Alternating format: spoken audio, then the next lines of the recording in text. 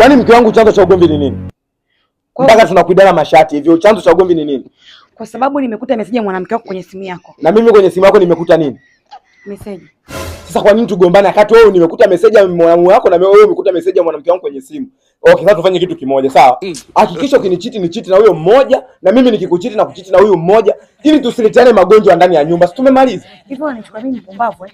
Wewe unamsemea huyu tu, yule Aisha ni nani? Kumbe ulimuona. Okay, sasa sikiliza, basi tufanye kitu kimoja.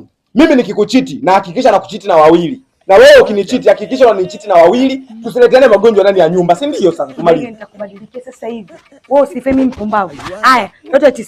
Yule Hadija ni nani? Mama wewe. Na wewe umemuona? Halo. Okay, sasa sikiliza. Mimi nikikuchiti na kuchiti na watatu.